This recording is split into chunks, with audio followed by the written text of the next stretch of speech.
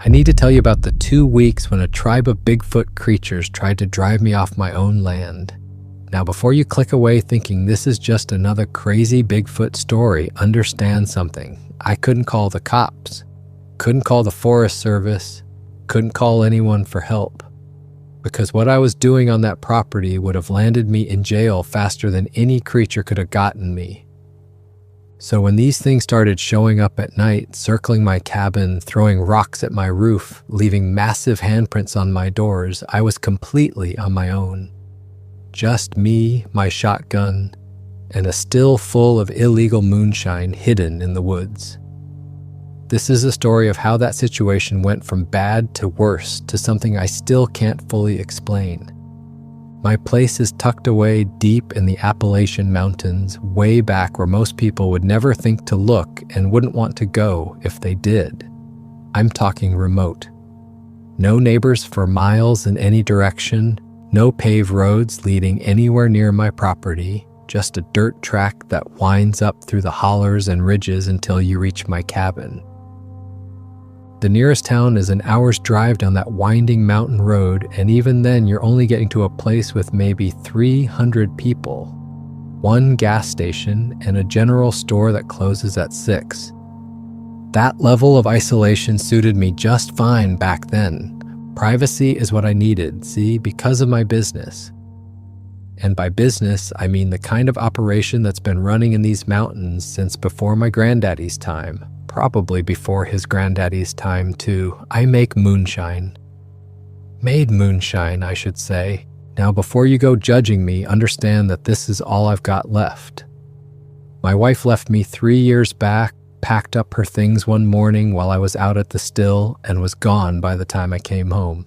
She left a note on the kitchen table that said she couldn't take the isolation anymore. Couldn't take me anymore, couldn't watch me destroy myself day after day. Can't say I blame her for leaving. Not really. I wasn't exactly husband of the year material.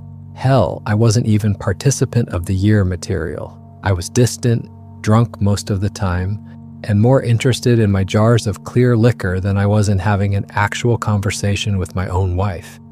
The kids went with her, naturally. They're grown now anyway, got their own lives in the city with jobs and apartments and friends. They don't call, haven't called in over a year. Last Christmas, I sent cards with money inside, and they didn't even respond. Didn't even send a text to say they got them. So it's just me up here now, me and my dog, a mixed breed mutt I call Rusty because of the reddish patches in his brown fur. He's about as loyal as they come, never judges me, never complains, just happy to have food in his bowl and a warm place to sleep. The still is hidden about a quarter-mile back in the woods from my cabin, tucked into a natural depression in the land where the smoke from the fire won't be too visible from any angle. It's a good setup, one I've been refining and improving for near on 15 years now. The copper coils, the barrels, the condensers, I built most of it myself from scrap and salvage parts. Make a decent living at it too, enough to keep the electricity on and food in my belly and enough left over to buy the corn and sugar I need for the next batch. But it means I can't exactly call the sheriff if something goes wrong, you understand? Can't call the Forest Service or the park rangers or anyone official. Because the moment any kind of authority comes onto my property, they're going to find my operation and then I'm going to jail. That's important to understand for what I'm about to tell you. When things started happening, when things started going wrong, I couldn't call for help. I was on my own. It started late September, right when the leaves were starting to turn from green to those brilliant reds and oranges and yellows that make the mountains look like they're on fire. I remember the exact night because I'd been running a batch and the weather had been perfect for it. Cool enough that the condensers worked efficiently, but not so cold that I had to worry about anything freezing. I got back to the cabin around midnight, maybe a little after. The moon was nearly full that night, bright enough that I didn't even need my flashlight to walk the path back home. It was the kind of moonlight that cast sharp shadows through the trees and made everything look silver and ghostly. I was bone tired, my back aching from hauling water and wood all day, my hands raw from working the equipment. All I wanted was to pour myself a generous glass of my own product, maybe put my feet up and listen to some music before I crashed on the couch and tried to get a few hours of sleep before starting all over again the next day. I was sitting there in my worn-out recliner, boots kicked off in the corner, a good-sized pour of whiskey going down smooth and warm, when I heard it for the first time. This low, rumbling, grunting sound coming from somewhere out near the property line, maybe 50 yards from the cabin. At first I figured it was just a bear, because we get them up here sometimes, especially this time of year when they're fattening up for winter. They'll get into your trash if you're not careful, tear through garbage bags looking for anything remotely edible, scatter the contents all over your yard. I'd been meaning to fix the latch on my trash bin for weeks, but hadn't gotten around to it, so it seemed likely enough that a bear had finally taken notice of the free meal. I hollered out the window, trying to scare it off like you're supposed to do. Made myself sound big and aggressive, yelled something about getting out of here. But the grunting just stopped dead. Complete silence, like someone had flipped a switch. That should have been my first clue that something was off. Because bears don't usually go completely silent when you yell at them. They'll either take off running, making all kinds of noise crashing through the brush, or they'll grunt back at you in warning. They don't just stop and go silent. But I was too tired and honestly too buzzed to care much about it. I figured I'd scared whatever it was away and that would be the end of it. I finished my drink, stumbled into the bedroom, and passed out on top of the covers without even bothering to change out of my clothes. Next morning, I woke up with a pounding headache and a mouth that tasted like something had died in it, which was pretty standard for me back in those days. The sun was already well up, streaming through the dirty window and hitting me right in the eyes. I groaned and rolled out of bed, every joint in my body protesting. I shuffled outside to let Rusty do his business and to check on things around the property, maybe see if there was any bear damage I needed to clean up. Rusty bounded out ahead of me, tail wagging, barking at a squirrel that had been brave enough to venture near the porch. That's when I saw them. The handprints. They were on my barn door, these huge handprints, smeared in what looked like mud, or maybe something worse that I didn't want to think too hard about. Each print was easily twice the size of my own hand when I held mine up for comparison, with long fingers that had pressed deep into the wood grain, leaving distinct impressions you could see even from several feet away. The thumb was set low on the hand, almost like a human hand, but not quite right. The proportions were off in a way that made my skin crawl. I stood there staring at them for a good 5 minutes, maybe longer, trying to make sense of what I was seeing, trying to come up with some rational explanation that would let me go back to my normal routine and not have to think about this anymore. Now, I'd seen bear prints before plenty of times. I grew up in these mountains and I know what bear tracks look like, what their paw prints look like on doors and buildings when they're trying to get at something inside. These weren't bear prints, not even close, wrong shape entirely. Bears have claws that leave the distinct marks, long scratches above the pad impressions. Their pads are rounder, different. These looked almost human but way too big, and the spacing of the fingers was wrong, too wide. I stood there for a long time just looking at these prints, my brain refusing to process what my eyes were telling me. Eventually, I just shook my head, told myself it had to be some kind of prank. Maybe some kids from town had driven all the way up here in the middle of the night just to mess with the crazy hermit on the mountain. Seemed unlikely given how far out I live and how difficult the road is. But I didn't have a better explanation, and I sure as hell wasn't going to entertain any of the crazy possibilities that were trying to push their way into my thoughts. 3 days later, it happened again, but this time it was worse, more aggressive somehow. It was around 2 a.m, and I was dead asleep, dreaming about something I can't even remember now. When Rusty started going absolutely crazy, He was barking so hard and so loud and so frantically that I thought something must have actually gotten into the cabin with us. I jumped out of bed, heart hammering in my chest, adrenaline flooding my system, and grabbed the shotgun I keep propped up by the door for exactly this kind of situation. Rusty was at the window, hackles raised all along his spine, teeth bared, barking at something outside that I couldn't see from where I was standing. I went to the door and eased it open as quietly as I could, shotgun raised and ready, safety off. The porch light was on, casting a sickly yellow glow across the clearing in front of my cabin and making everything beyond its reach seem even darker by comparison. I couldn't see anything at first, just the normal nighttime scenery, the trees at the edge of the clearing standing like silent sentinels. Then I heard it. Footsteps, heavy, deliberate footsteps, and they were walking on 2 legs, not 4.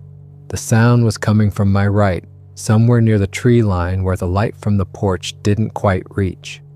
Whatever it was circling the cabin, moving slowly and steadily around the perimeter like it was checking for weak points or trying to get a better look at something. I stepped out onto the porch, the old boards creaking under my weight, trying to see into the darkness beyond the pool of light. My eyes were still adjusting from coming out of the bright cabin into the relative darkness. The footsteps stopped the moment I stepped outside. Everything went completely quiet except for Rusty's continued barking behind me, high-pitched and frantic. Then I heard breathing, deep, heavy breathing, like something big taking slow, measured breaths. It was coming from the shadows maybe 20 or 25 feet away, right at the edge where the light faded into darkness. I could almost see something there, a darker shape against the dark trees, but I couldn't be sure if it was real or just my imagination.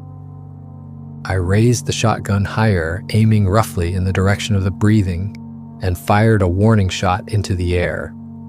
The blast was absolutely deafening in the quiet mountain night, echoing off the hills and probably waking up wildlife for miles around.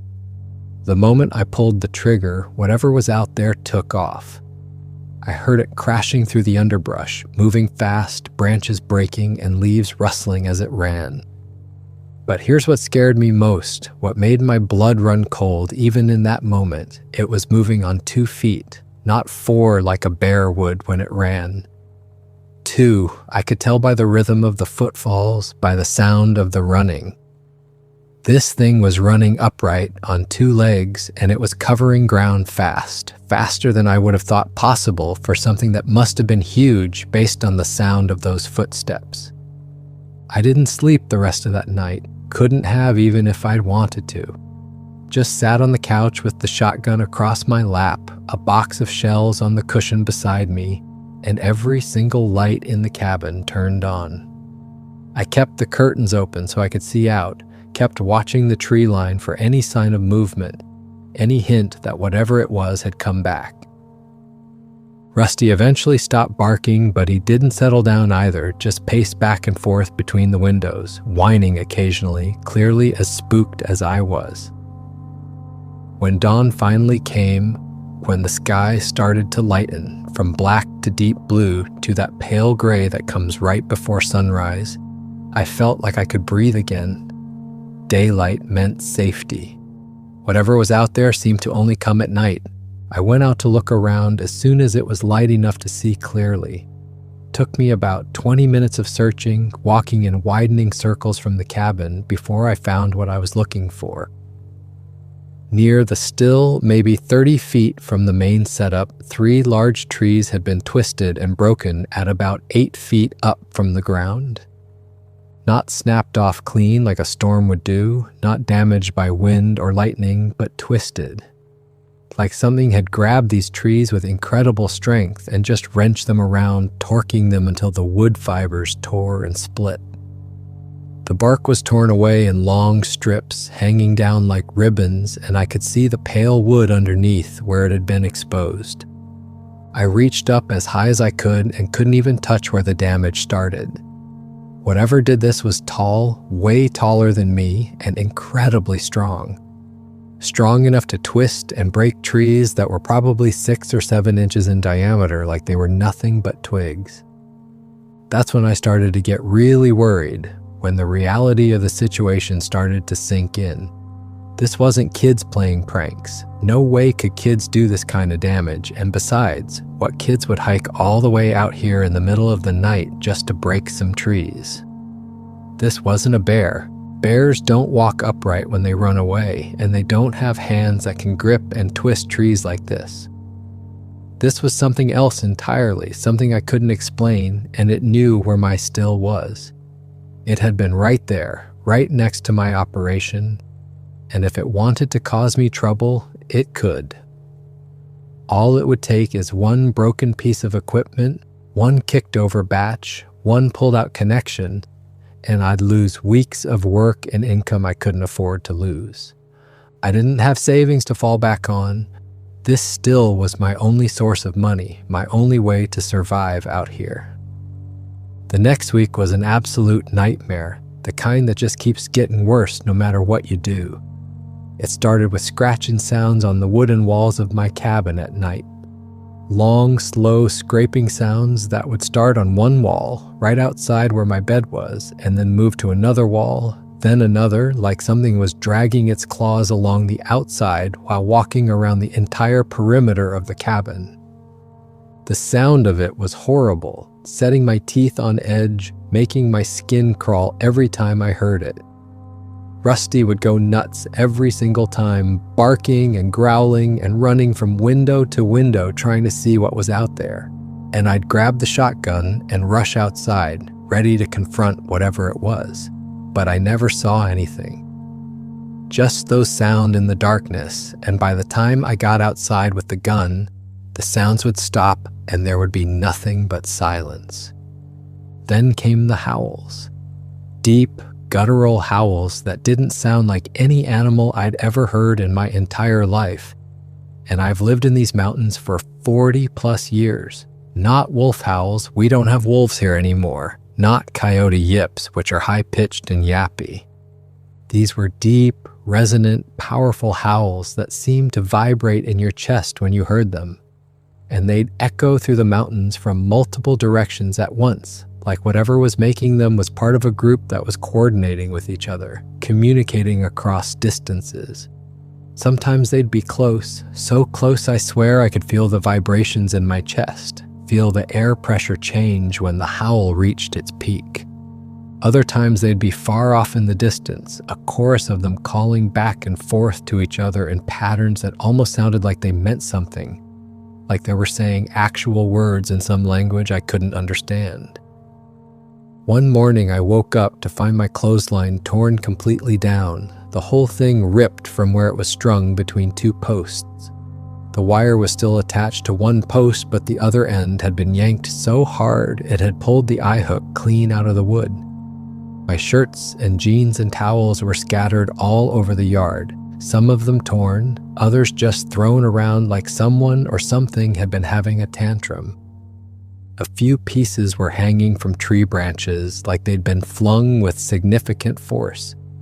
I picked through the mess, gathering what wasn't too damaged to save, and that's when I found footprints in the soft dirt near the water pump. Clear as day in the morning light, each print was at least 18 inches long, maybe more, significantly wider than any human foot with 5 distinct toe marks at the front, and a deep heel impression that had sunk a good 2 or 3 inches into the ground. Whatever made these prints was heavy, had to be several hundred pounds at least to make impressions that deep in dirt that wasn't even that soft. That night they started throwing rocks at my roof, not little pebbles or small stones, but big rocks, some of them the size of softballs or even bigger. They'd hit the tin roof with these loud, echoing crashes that would startle me awake every single time I started to drift off to sleep. Bang. Then silence for a few minutes while I lay there in bed, heart racing, waiting. Bang, another one hitting a different part of the roof. Sometimes they'd come in quick succession, 3 or 4 impacts within a few seconds. Other times there would be long gaps between throws, like whatever was doing it was deliberately spacing them out to maximize the psychological impact, to keep me from ever really relaxing. By morning, I was exhausted and furious. I went outside to assess the damage and found dozens of rocks scattered on the roof and in the yard around the cabin, some of them bigger than my fist. You'd need serious strength to throw rocks that size that far, to get them up onto a roof that was a good 12 or 15 feet up at its peak, and to do it with enough accuracy that almost every throw hit the target. Rusty stopped going outside after dark completely. I'd open the door to let him out before bed to do his business, and he'd just plant his feet and refuse to move, digging his claws into the floor. He'd whine and back away from the door, tail tucked between his legs, ears flat against his head, every bit of body language saying he absolutely did not want to go out there. I'd never seen him act like that before in all the years I'd had him. Rusty wasn't a coward. He'd chase off bears and stand his ground against anything. But whatever was out there had him terrified. Dogs know things we don't, I think. They can sense danger better than we can, pick up on things that our duller human senses miss entirely. If Rusty was scared, there was a damn good reason to be scared. The situation came to a head about 2 weeks after it all started.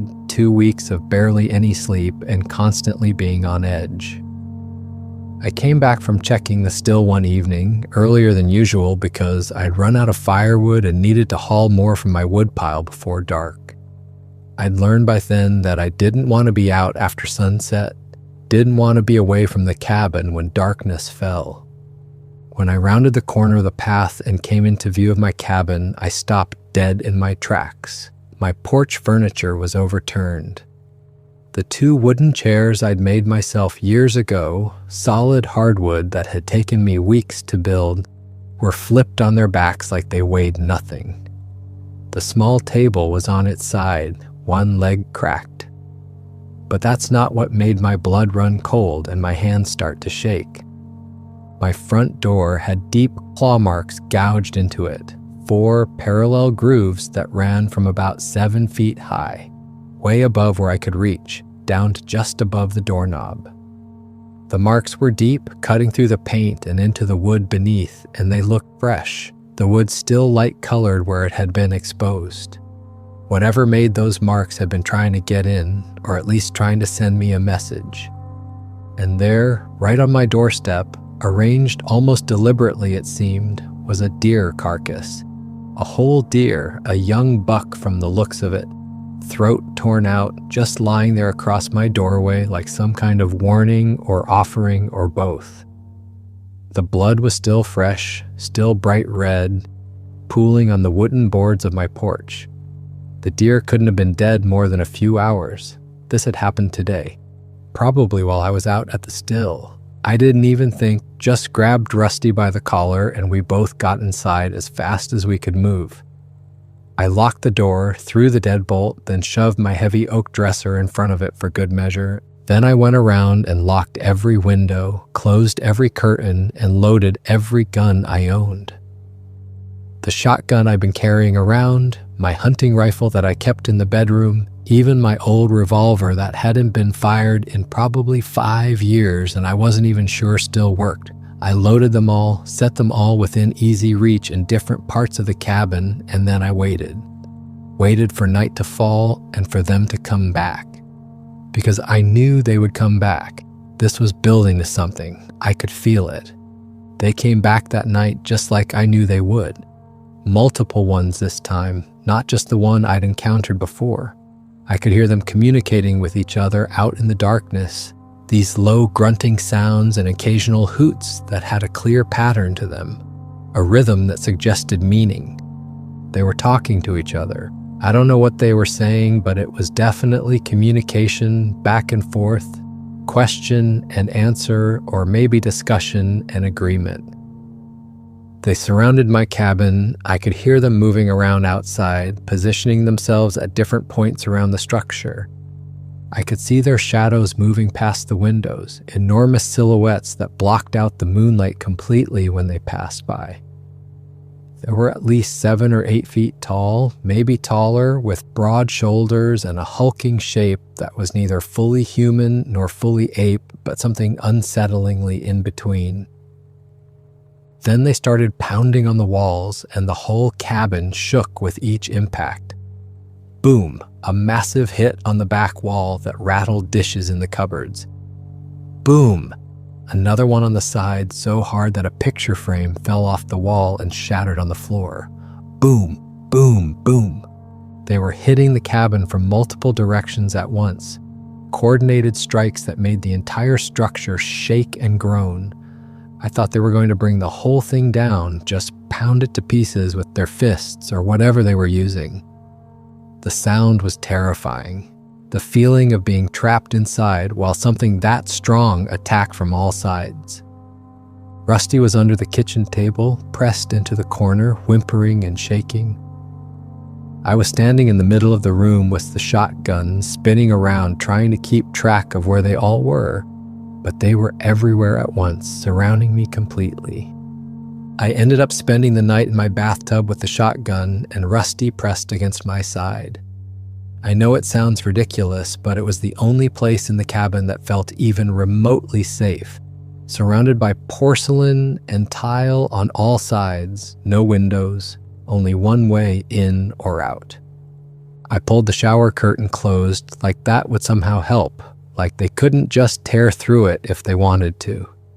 I could still hear them out there, circling, pounding on the walls every so often, grunting to each other. This went on for hours. I didn't sleep at all. Couldn't sleep. Just sat there in that bathtub shaking, finger on the trigger, waiting for the moment when they would finally break through and come for me. My mind kept playing out what would happen, how I'd go down fighting, how many shots I could get off before they got me. When dawn came, they left, just like that. I heard them moving off into the woods, their footsteps fading until there was nothing but silence and the normal morning sounds of birds starting to sing. I stayed in that bathtub for another hour before I finally worked up the courage to come out. The cabin was a disaster. Everything was knocked over or broken. The deer carcass was still on the porch. The claw marks on the door looked even worse in the daylight. But we'd survived. We'd made it through the night. The next 2 weeks were absolute hell. I wasn't sleeping more than an hour or two a night total. The exhaustion was crushing, making it hard to think clearly, making everything seem worse than it probably was. I was drinking more, way more than I ever had before, trying to numb the fear and the bone-deep exhaustion. The moonshine that used to just take the edge off, that I used to sip at in the evenings to relax, was now something I needed to get through each day.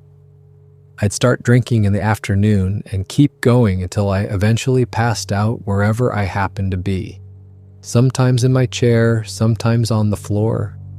My hands shook all the time, even when I wasn't drunk. I stopped shaving, my beard growing out scraggly and unkempt. Stopped cleaning up after myself, dishes piling up in the sink, trash accumulating in the corners. Stopped caring about much of anything except making it to the next morning, just trying to survive one more day. The harassment continued in waves. Some nights were worse than others. Some nights they'd just circle and grunt, and then leave after an hour or so. Other nights they'd spend hours throwing rocks, howling, pounding on the walls, keeping me awake and terrified until dawn. They'd knock things over during the day when I was out, rearrange my woodpile, scatter my tools. My property was getting destroyed bit by bit. The barn door got torn clean off its hinges one night. The window on the side of the cabin got smashed, and I had to board it up with plywood. I couldn't tend to my still properly because I was too scared to go out there after dark. And even during the day, I felt like I was being watched constantly. I'd catch glimpses of movement in the trees, large shapes that would disappear when I looked directly at them. I'd hear branches breaking in the distance, heavy footsteps that would stop as soon as I paused to listen. They were always there, just out of sight, waiting, watching everything I did. I thought about leaving more than once, seriously considered just packing up what I could carry in my truck and abandoning this place, finding some cheap apartment in town and getting a regular job washing dishes or stocking shelves or whatever I could find that didn't require references or a decent work history. But where would I really go? I had no savings to speak of. Every dollar I made went back into the operation or into keeping myself fed and housed. All my money was tied up in the still and the cabin and the land. And besides, what would I tell people when they asked why I left? That I ran away from my home because of some creatures in the woods? That Bigfoot had driven me off my own property? They'd think I'd lost my mind, think the isolation and the drinking had finally driven me crazy. I'd end up in some psychiatric facility being evaluated, and then they'd search my property and find my still anyway, and I'd go to jail. There was no good way out of the situation, so I stayed, and I drank more. And I waited for something to change, though I had no idea what that change might be or how it would come. The night everything changed, I was particularly drunk. More drunk than I'd been in a long time. I'd put away most of a bottle by the time the sun went down, sitting on my porch, watching the shadows lengthen across the clearing, and I was well into my second bottle. My head was fuzzy and disconnected, my limbs felt heavy and uncoordinated, but I didn't care. The alcohol made the fear more manageable, pushed it down into a dull throb instead of the sharp, stabbing panic that usually gripped me when darkness fell. It let me pretend, at least for a little while, that everything was normal and fine. Around 10 o'clock, I heard them coming back. The now familiar sound of heavy footsteps approaching through the trees, multiple sets of them moving in what sounded like a coordinated approach. But something was different this time. They were bolder, coming closer than they ever had before, not stopping at the tree line, but coming right up into my cleared yard. I could hear them on my porch, their immense weight making the old boards creak and groan in protest. Then came the scratching at my door, more insistent and aggressive than usual, and I could hear what sounded like sniffing, like they were trying to smell what was inside. Something inside me just snapped. Maybe it was the alcohol lowering my inhibitions and removing my natural sense of caution. Maybe I just finally had enough of being scared and pushed around. Maybe I was so tired and worn down that I didn't care anymore what happened to me. All the fear that had been building up for 2 solid weeks suddenly transformed into pure rage. I was tired of being scared in my own home, tired of feeling like prey in a place that was supposed to be my sanctuary, tired of these things treating me like I was the intruder on their territory when this was my land, my cabin, my life that I'd built here. I'd worked too hard and lost too much to be driven away by anything, even creatures I didn't understand. I grabbed my hunting rifle from where it leaned against the wall next to the door. A solid bolt-action .30-06 that I'd had for 20 years and knew could drop pretty much anything that walked in these mountains. My hands were shaking, partly from fear and partly from rage and partly from all the moonshine I had consumed. But I managed to load it with 5 rounds, fumbling only a little with the brass cartridges. I could hear them outside, still scratching and pounding at the front door, focused on that entrance. So I slipped out the back door as quietly as I could, which admittedly wasn't very quiet given my condition. The cool night air hit my face and helped clear my head just a little. Just enough to make me realize how absolutely stupid this plan was and how badly it could go wrong. But I was past the point of caring about smart decisions. I moved into the tree line as quietly as I could manage, trying to control my breathing and my footsteps. The moon was bright enough that I could see maybe 20 or 30 feet ahead of me clearly. Everything else was just shadows and shapes and darkness. I could still hear them back at the cabin behind me, their grunts and footsteps, the sound of them moving around. But I moved in the opposite direction, away from the cabin, deeper into the forest where I knew the paths and the terrain, If I was going to do this, I was going to do it on my terms, in territory I knew. As I got deeper into the woods, moving away from the sounds of the cabin, I started to sober up a little. The adrenaline was cutting through the alcohol fog, sharpening my senses, and with the clarity came the full realization of how insane this plan was. I was drunk, alone in the dark forest at night, hunting something I didn't understand with a rifle that might not even be effective against it. If I'd been thinking straight and sober, I would have turned back right then, gone back to the cabin, locked myself in, and waited for morning. But pride and stubbornness and anger kept my feet moving forward, kept me pushing deeper into the darkness. I heard movement all around me, branches breaking somewhere off to my left, low grunts coming from multiple directions, the sound of something large pushing through the underbrush somewhere behind me. My heart was pounding so hard I could feel the pulse in my neck, hear the blood rushing in my ears. I kept the rifle raised, finger on the trigger but not quite touching it yet, ready to fire at the first clear target. I was spinning at every sound, trying to keep track of where they all were, but it seemed like they were everywhere at once. The shapes of trees in the moonlight played tricks on my eyes. I'd see what I thought was one of them standing there watching me, a massive figure just at the edge of my vision, but when I'd look directly at it and try to focus, it would just be a twisted trunk or a boulder or a shadow. Then I saw the eyes, 2 points of light reflecting the moonlight, low to the ground, watching me from behind a fallen log about 30 feet away. They didn't move at first, didn't blink, just stared. I froze, trying to decide if they were real or just more tricks of light and shadow. Then they blinked, a slow, deliberate blink, and I knew something was there. Something was watching me, studying me. The eyes stayed focused on me for several long seconds, and then they were gone, disappearing as whatever owned them moved away into the darkness.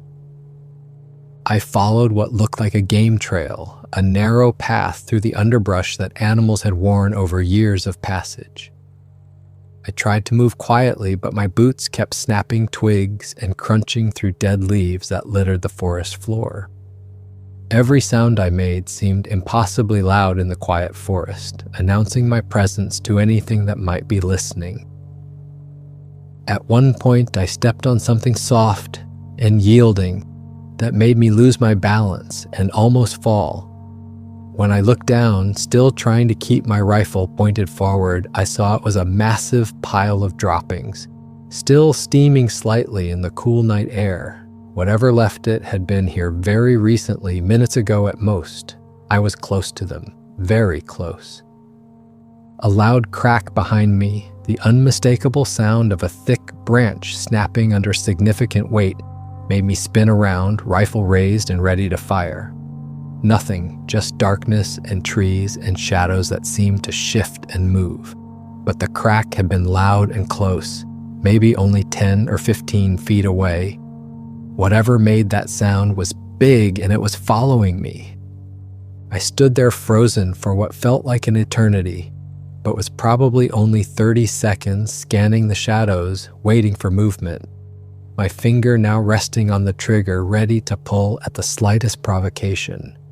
My hands were trembling on the rifle, whether from fear or alcohol or adrenaline, I couldn't tell anymore.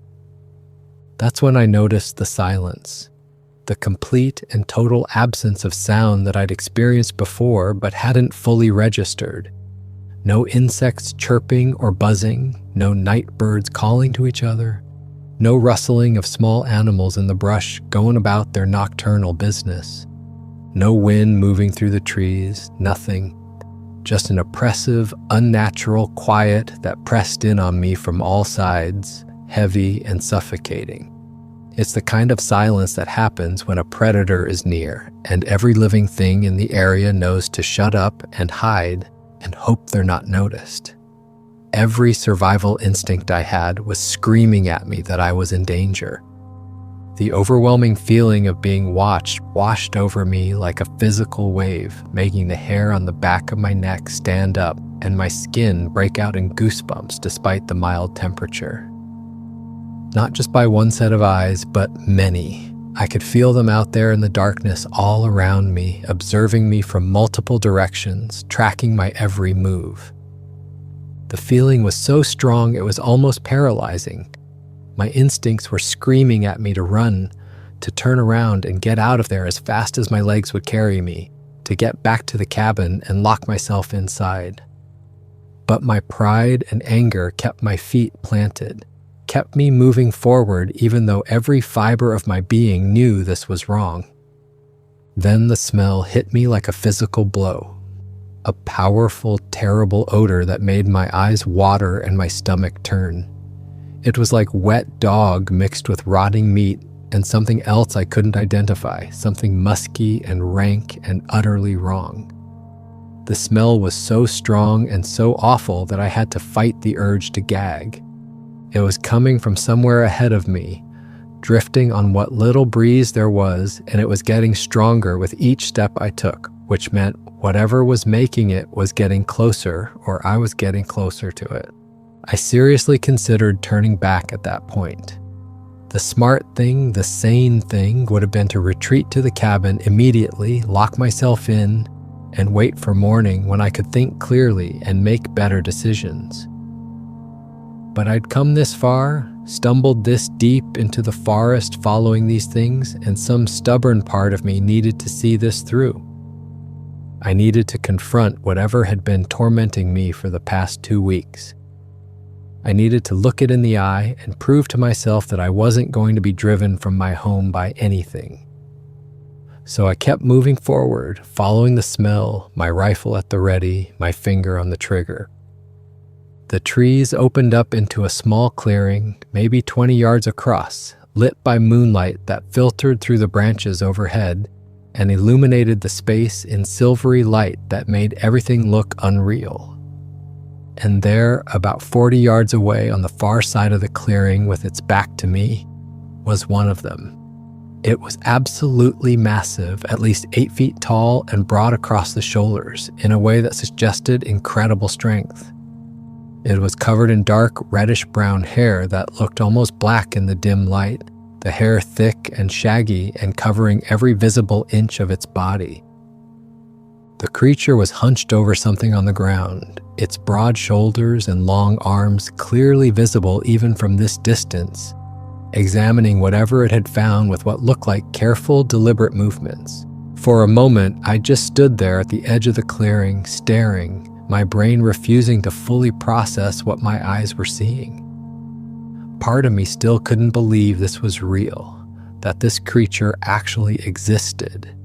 It looked like something out of a legend, a campfire story, an old grainy film that everyone said was fake, not something that could actually exist in the real world. But there it was, solid and physical and real, examining whatever it had found on the forest floor with movements that suggested intelligence and purpose.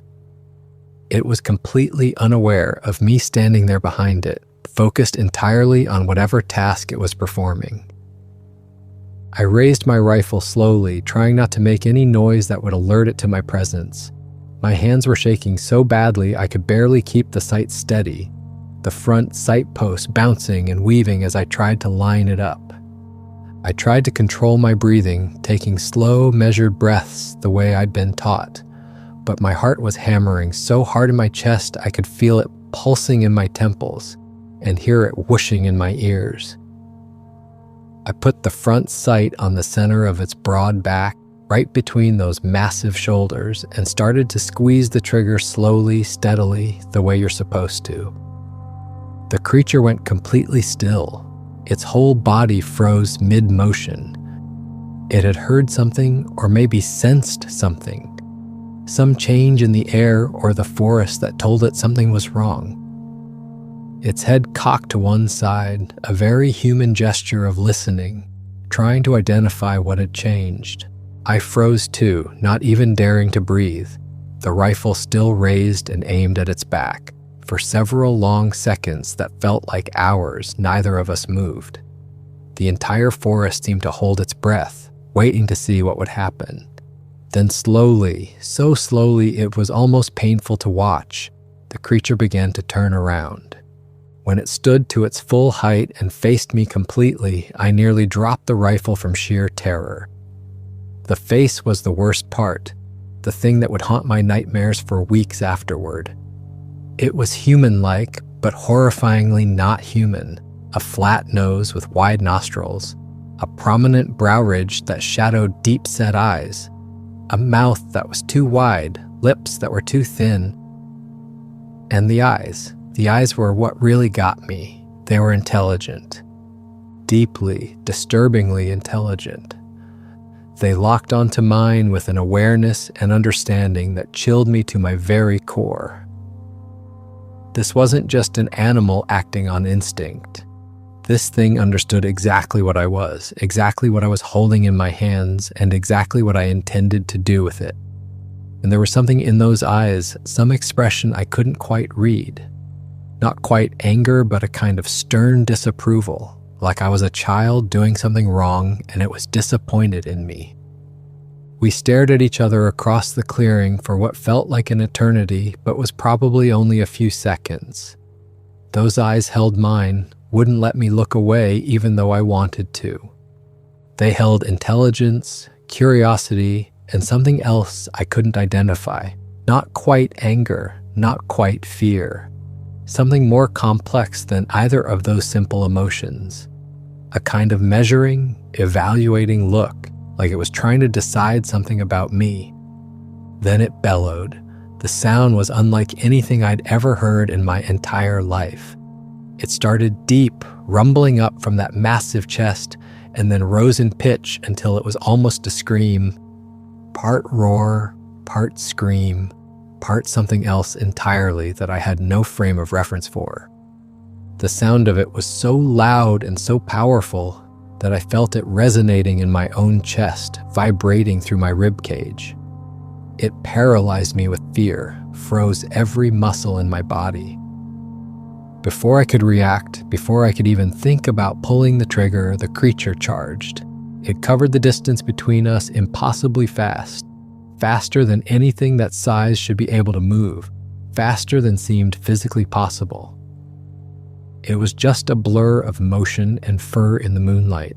I fired, but my hands were shaking so badly the shot went high, just a flash and a deafening crack in the darkness, and a puff of bark exploding from a tree somewhere behind where it had been standing. I worked the bolt action frantically, ejecting the spent shell and chambering a new round, and fired again as it closed the gap between us. This time I saw the creature flinch slightly, saw it stumble just a bit. I'd hit it somewhere in the shoulder from the way it moved, but it didn't slow down at all. It kept coming. I managed to work the bolt and get off one more shot when it was almost on me, maybe 10 feet away. But then a massive hand, fingers as thick as broom handles, swatted the rifle away like it was a toy, like it weighed nothing at all. The gun went flying into the darkness, and I heard it clatter against a tree somewhere off to my left and hit the ground. Before I could even think about running or defending myself or anything, something hit me hard in the chest. It felt like being struck by a car moving at full speed, like being hit with a battering ram. All the air went out of my lungs in a rush, and I flew backwards, arms pinwheeling uselessly, and the back of my head connected with something incredibly hard. A rock or a tree trunk or the ground itself, I never saw what it was. Everything exploded in white light and searing pain that seemed to fill my entire skull. And then the white faded to black and there was nothing. I don't know how long I was unconscious, could have been minutes or hours, I had no way to know. When consciousness started to creep back in, slow and unwelcome, the first thing I felt was pain. Overwhelming, all-consuming pain. My head was pounding like someone was driving railroad spikes into my skull with each heartbeat. My chest ached with every breath I tried to take. sharp, stabbing pains that made me think I might have cracked ribs. Then I felt movement and realized I wasn't lying still.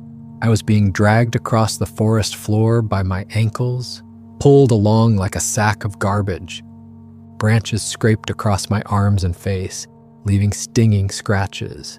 Rocks and roots dug into my back through my shirt, and I could feel my skin getting torn and bruised.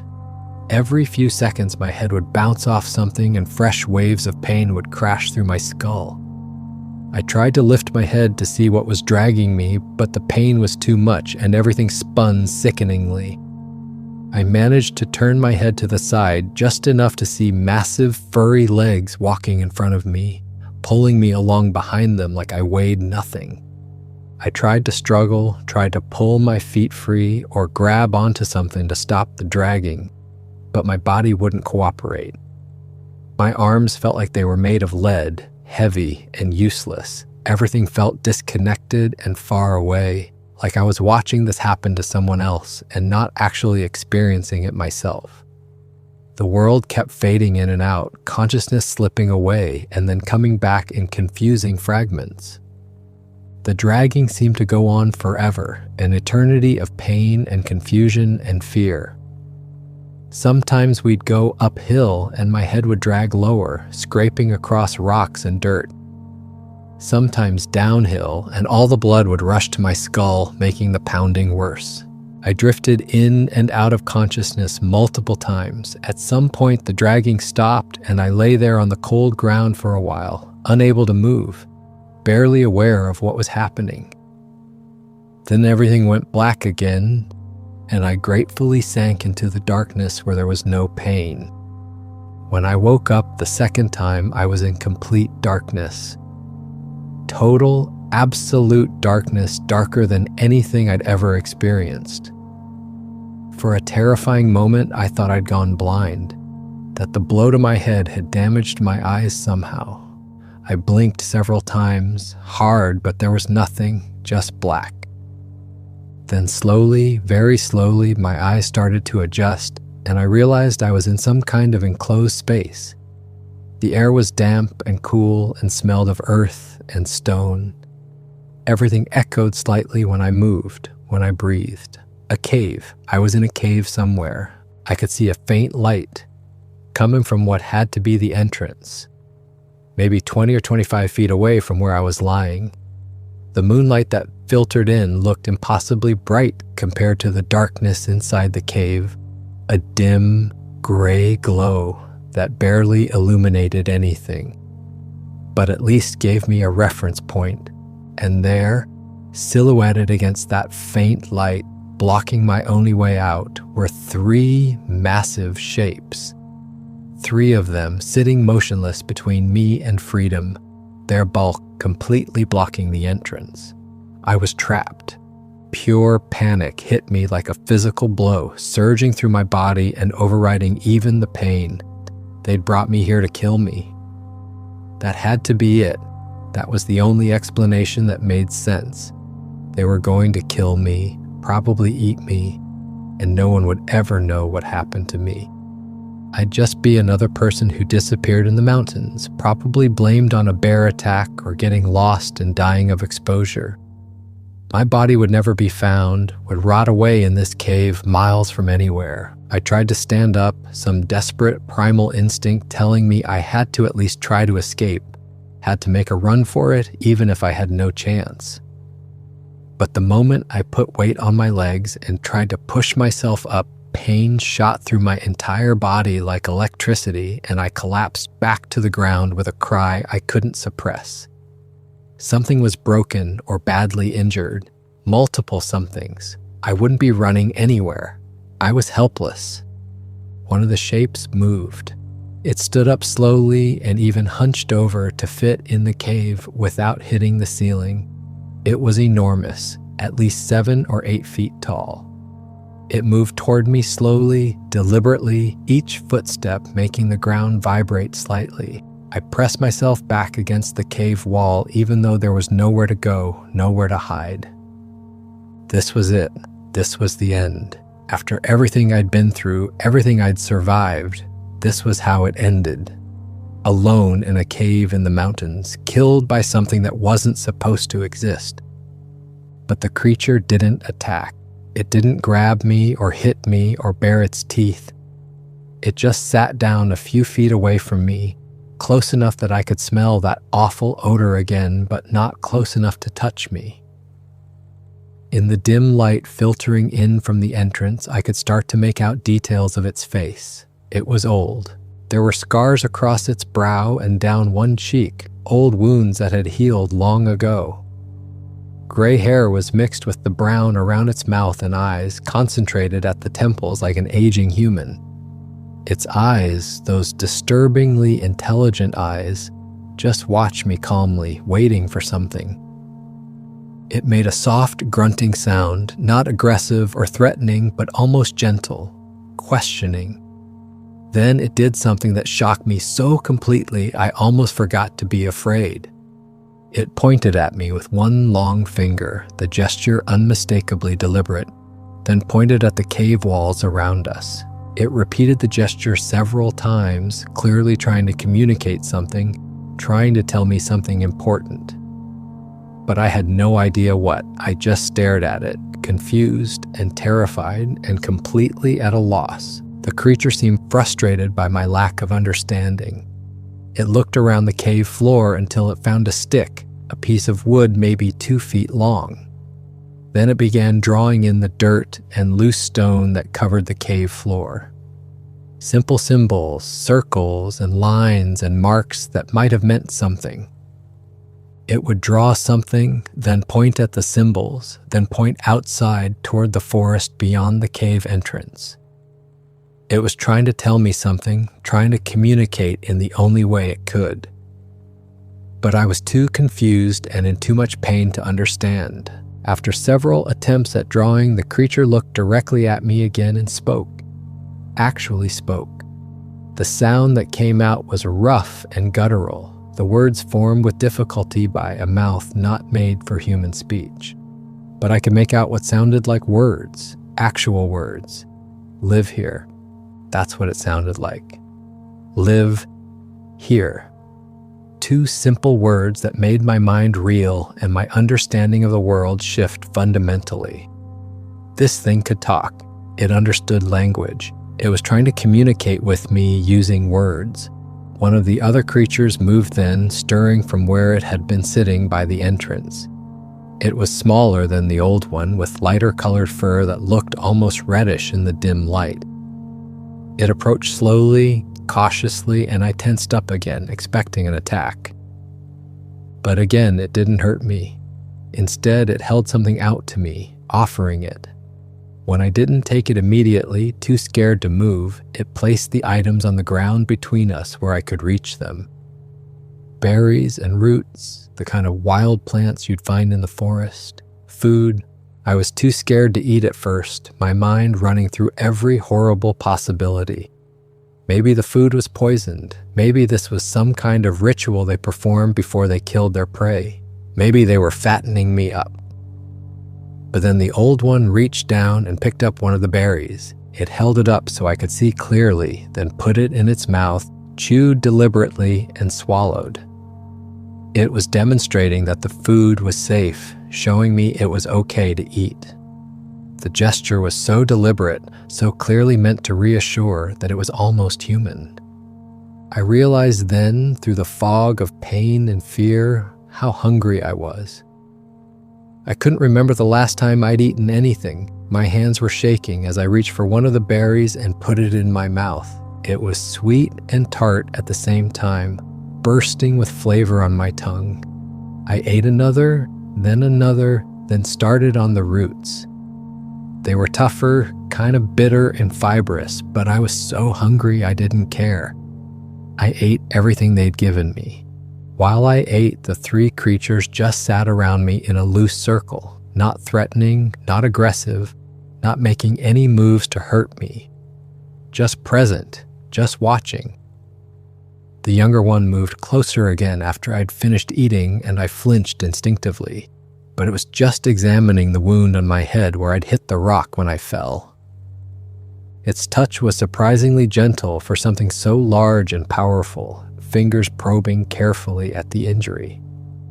It had something in its other hand, some kind of plant that it crushed between its fingers until it became a paste, green and pulpy. Then it applied the paste to my wound with careful, deliberate motions. The pain immediately began to dull. Whatever plant it had used had some kind of numbing property, some natural painkiller I'd never encountered before. Within minutes, the pounding headache that had been making it hard to think faded to a more manageable throb.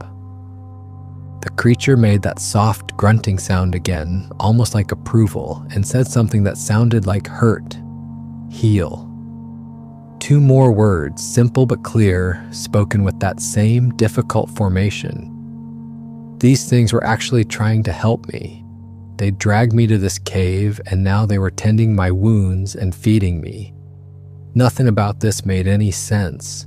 I sat there in that cave, eating wild berries and roots while 3 Bigfoot creatures tended to my injuries like nurses in some bizarre forest hospital. And I had absolutely no idea what to think. My entire understanding of reality felt like it was coming apart. These were supposed to be monsters, dangerous creatures, things that had been terrorizing me for weeks and had just chased me down and knocked me unconscious. But they weren't killing me. They were feeding me, healing me, trying to communicate with me. Why? What did they want? What was I not understanding? The old one kept pointing outside, at the cave entrance and beyond to where the forest was visible in the moonlight. It would point to me, then to the forest, then make a circular motion with its massive hand, drawing an invisible circle in the air. Over and over it repeated this gesture, trying to make me understand something important. But what? What was it trying to tell me? Then it picked up the stick again and drew more in the dirt. A large circle this time, clear and deliberate. It pointed at the circle, then pointed outside. It drew something else in the circle, scratching at the dirt with the stick, making marks that might have been a building or structure. Then it pointed at me. Then it drew marks outside the circle and pointed at itself and the other 2 creatures. Home, yours, ours. The words came slowly, roughly, each one clearly difficult to form. But I could understand them. It was trying to tell me something about home, about territory, about the land we shared. A thought began to form in my mind, pushing through the pain and confusion. They weren't just randomly attacking me. They weren't mindless monsters. They were trying to tell me something, trying to communicate something important. But what? What had I done that upset them so much? What had triggered all of this? The old one seemed to sense that I was starting to understand, that I was beginning to grasp something important. It picked up a branch from the cave floor, a good-sized limb maybe 3 inches thick and a couple feet long. Then it deliberately, slowly, making sure I was watching, broke the branch in half. The crack echoed through the cave, sharp and final. Then it picked up a single leaf from the ground, held it gently between 2 enormous fingers, and carefully placed it back down without damaging it at all, without even bending it. The gesture was incredibly clear even in my confused state. Breaking versus preserving.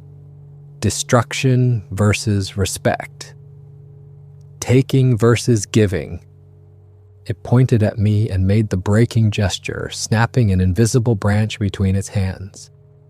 Then it pointed at itself and the others and made the gentle gesture, carefully handling an invisible leaf.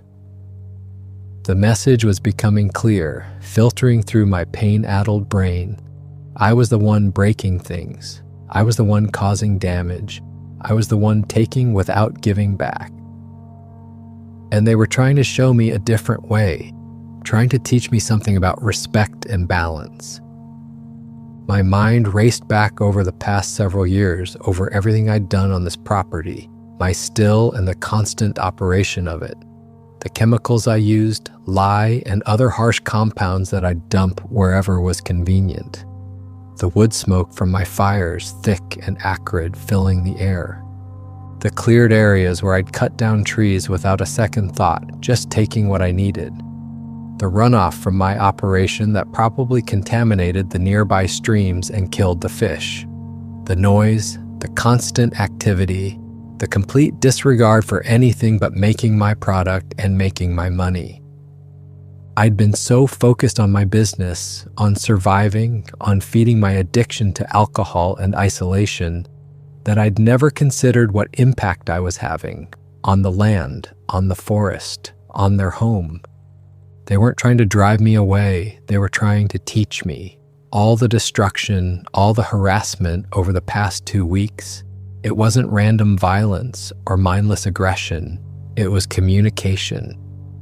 They were showing me what I was doing to their forest, mirroring my actions back at me, breaking my things the way I'd broken theirs, destroying my property the way I'd been destroying theirs, making me feel afraid and violated the way I'd been making them feel. And I'd been too drunk and too self-absorbed and too caught up in my own misery to see it, to understand what they were trying to tell me. I felt something break inside me, some wall I'd built up over years of isolation and drinking and running from my problems. Maybe it was shame at what I'd become, or guilt at what I'd been doing, or just the sheer weight of realizing how blind I'd been, how selfish, how destructive. I put my head in my hands, and for the first time in years, probably since my wife left, I cried. Real tears.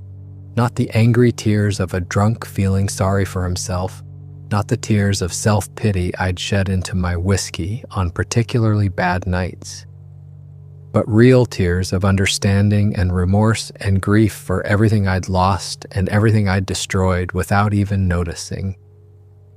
When I finally looked up, wiping my eyes with my dirty sleeve, the 3 creatures were standing. The old one gestured toward the cave entrance with one long arm. For a moment, I thought they were leaving me there, abandoning me in the cave to die slowly of my injuries or hunger.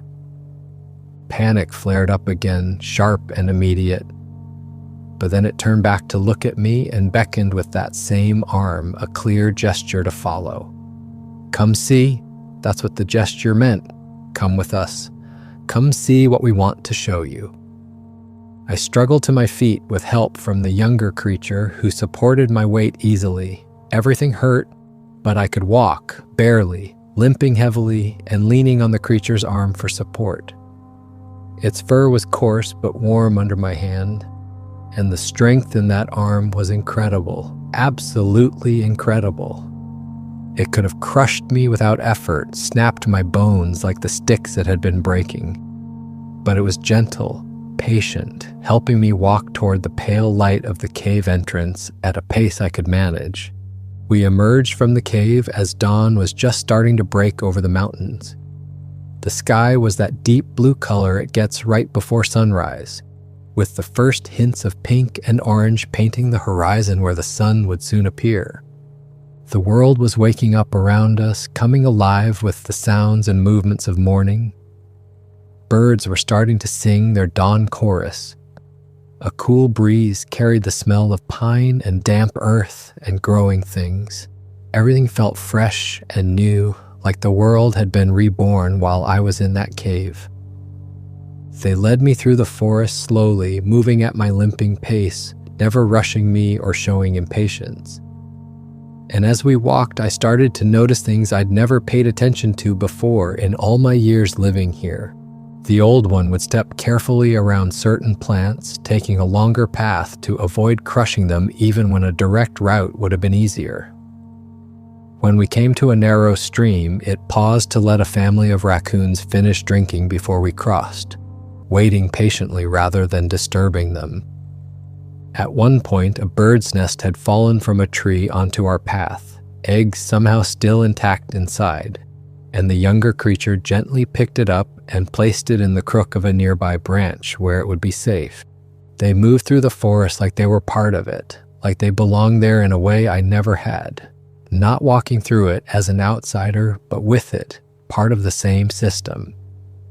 Every step was deliberate and considered. Every action was careful.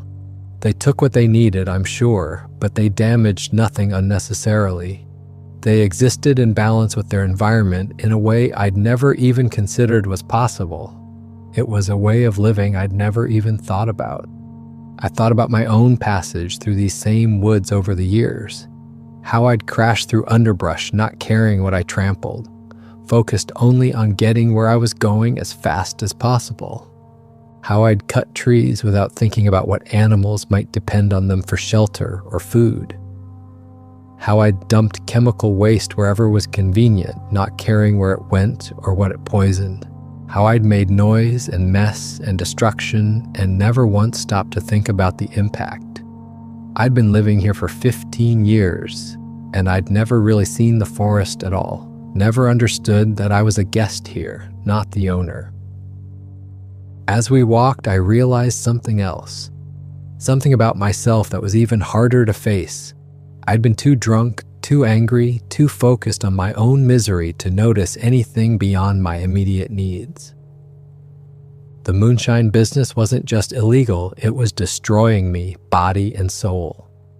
The isolation wasn't just practical, it was killing me slowly, cutting me off from everything that made life worth living. My ex-wife had seen it happening. My kids had seen it. My friends from before, back when I had friends, they'd all seen it. I was the only one who'd been blind to what I was becoming. We came over a rise and I could see my cabin in the distance, small and shabby looking in the growing light.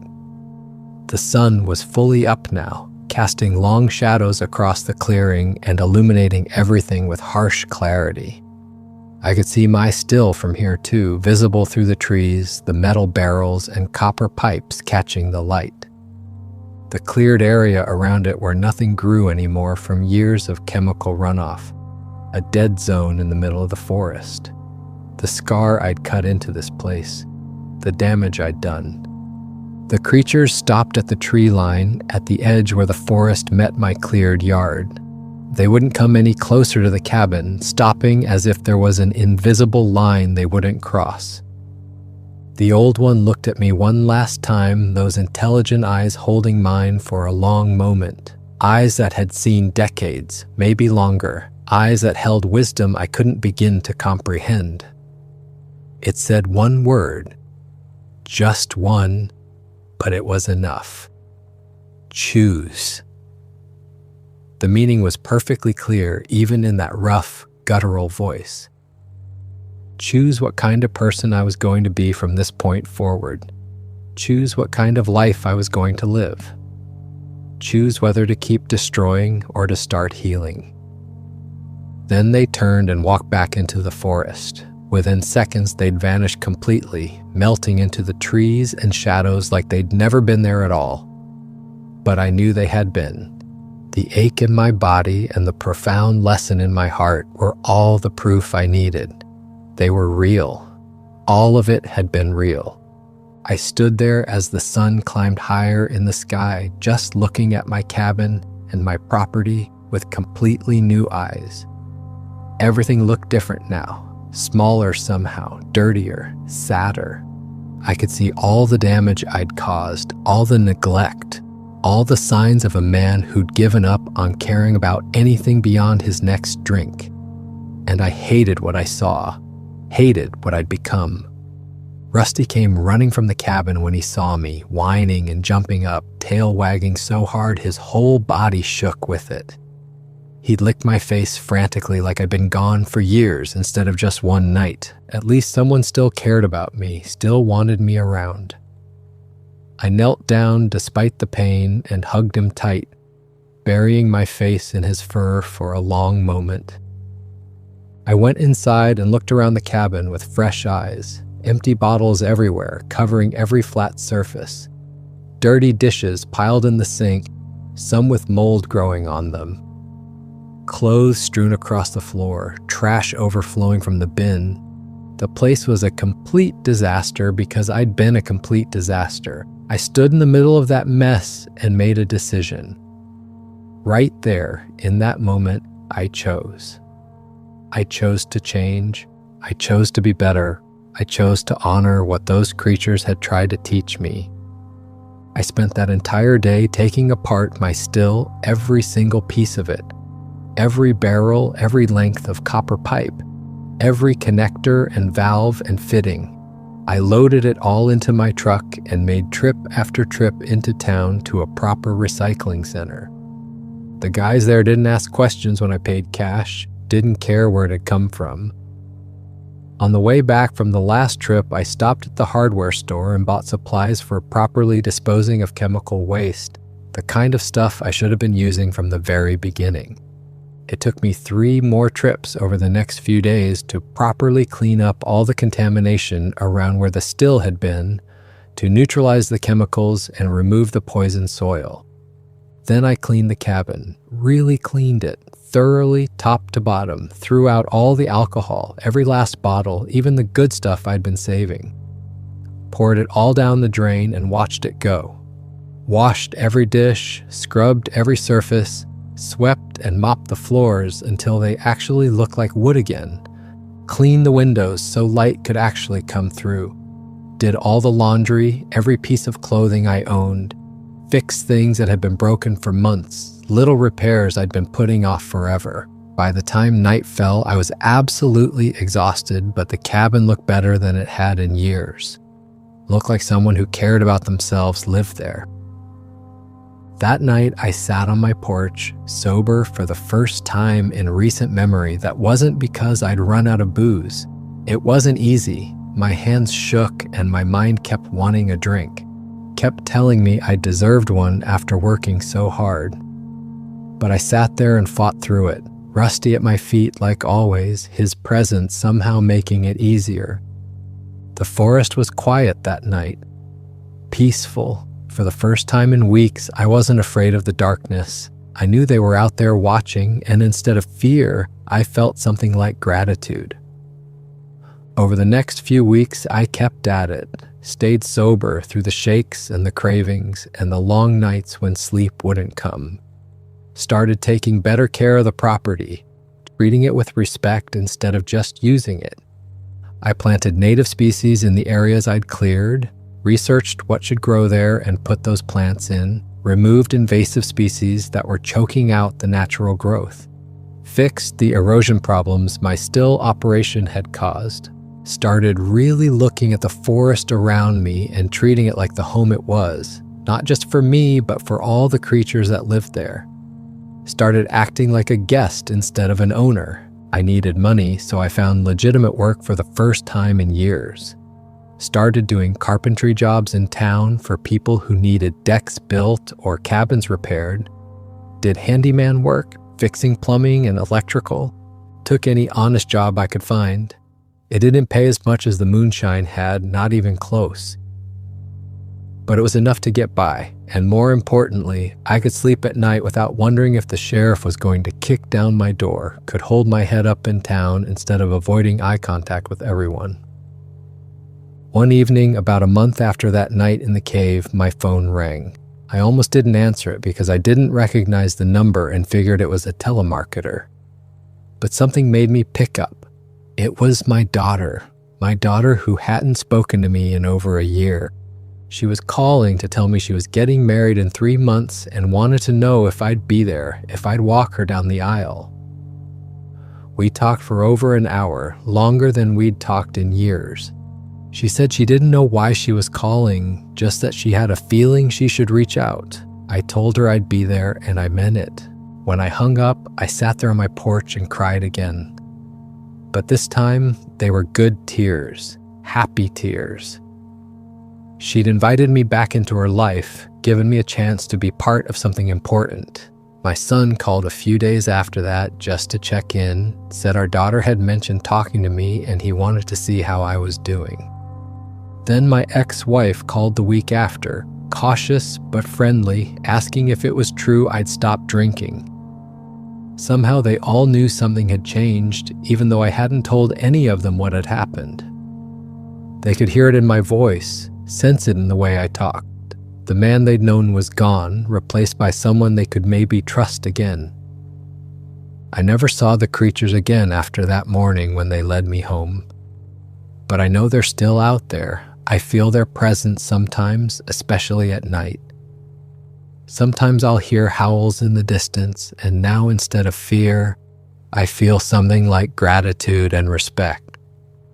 They're watching, I'm sure of it, making sure I keep my word, making sure I treat their home with the respect it deserves. About 3 months after it all happened, I was sitting on my porch one night, just enjoying the quiet evening. I'd had dinner with my kids earlier in town, the first time the three of us had been together in probably 5 years. We'd laughed and talked and made plans for the wedding. I was feeling good, really good, genuinely happy, maybe for the first time in a decade. The moon was full that night, just like it had been on the night this all started. Movement at the tree line caught my eye. I looked over, and there he was, the old one, standing at the edge of the clearing. Partially hidden in shadow, but clearly visible in the moonlight, those massive shoulders unmistakable. We looked at each other across the distance, probably 50 yards separating us. I raised my hand slowly, deliberately, just a simple wave of acknowledgement and gratitude. Thank you for saving my life. Thank you for teaching me. Thank you for giving me another chance. The creature nodded once, a slow, deliberate nod of acknowledgement. Then it turned and walked back into the forest, disappearing among the trees within seconds. That was the last time I saw him clearly, but I know he's there. I know they're all there, always watching over the forest, watching over me to make sure I keep treating their home right. I still don't know exactly what they are. Bigfoot, Sasquatch, some kind of undiscovered primate species, or something else entirely that science hasn't found yet. Honestly, it doesn't matter what we call them or how we classify them. What matters is what they taught me, about respect for the land and everything that lives on it, about living in harmony with nature instead of just taking from it, about being part of something bigger than yourself, part of a system that we're all connected to whether we realize it or not, about second chances and redemption and the possibility of change even when you think it's too late. They saved my life, not by pulling me from a burning building or performing CPR or calling an ambulance, but by showing me what I'd become and giving me a chance to change before it was too late. By forcing me to see the damage I was doing, not just to their forest, but to myself. By teaching me that there was a better way to live. They could have killed me that night in the forest, would have been easy for them, justified even given what I'd been doing. But instead, they chose to teach me, to help me, to give me another chance at life. I know most people won't believe this story. That's okay. I'm not trying to convince anyone of anything or prove something exists. I'm just telling you what happened to me as honestly and plainly as I can. Make of it what you will. Believe it or don't. I can't make you see what I saw or feel what I felt. What I can tell you for certain is this. There are things in these mountains that we don't understand, ancient things that have been here long before we arrived and will probably be here long after we're gone. They're not monsters or demons or anything evil. They're just trying to protect their home, trying to live their lives in peace, same as anyone would. And if we could learn to respect that, to respect them and the land they live on, maybe we could all coexist. Some things in the woods should stay mysterious, should stay unknown. We don't need to capture them or study them or prove they exist to everyone. We don't need to drag them into labs and poke them with needles and put them in cages. Some things are better left alone, respected from a distance, allowed to live in peace in the places that are theirs. But some lessons are universal. Respect the land or lose everything. Respect yourself or lose everyone. Take care of your home or it will stop taking care of you. Those creatures taught me all of that, and I'll be grateful for the rest of my life, however long that turns out to be. I'm not saying my life is perfect now. It's not. I still struggle sometimes with the urge to drink, still wake up at 3 a.m. craving just one glass of moonshine to help me sleep. Still feel lonely in that cabin on long winter nights when the wind howls and the snow piles up and I'm completely cut off from the world.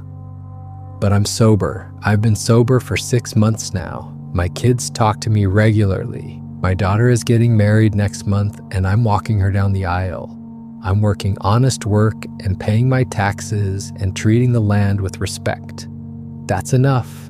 That's everything. So that's my story. That's what happened to me up in those Appalachian mountains when something I can only describe as a tribe of Bigfoot creatures decided to teach a stubborn, drunk moonshiner about living right, about treating the world with respect, about being better than the worst version of yourself. Whether you believe it or not is entirely up to you. But I know what I saw. I know what they did for me. And I'll never forget it as long as I live.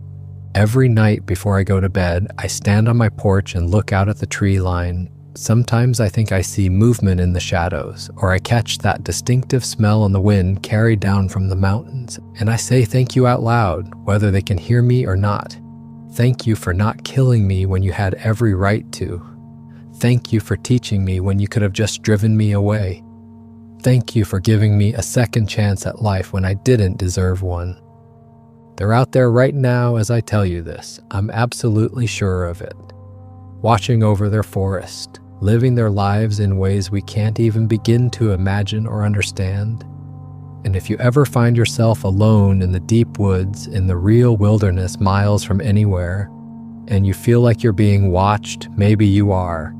Maybe they're out there observing you, judging whether you belong in their world or not, deciding whether you're a threat or just another creature trying to survive. If that happens to you, here's my advice based on hard-earned experience. Show respect, treat the land carefully like it's precious, take only what you absolutely need and leave everything better than you found it. Don't damage things unnecessarily, don't pollute or poison or destroy.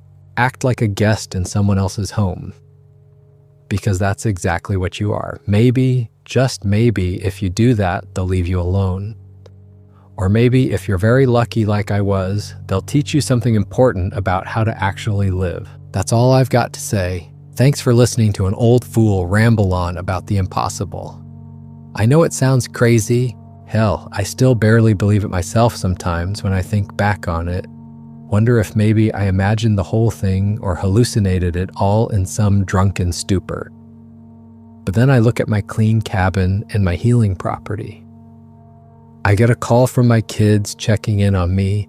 I remember the feeling of that creature's gentle touch when it treated my wounds.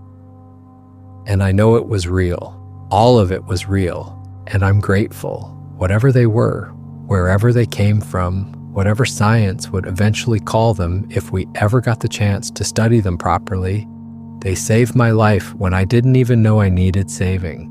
That's worth something. That's worth everything. That's worth sharing, even if nobody believes a word of it. For more interesting stories, check this out.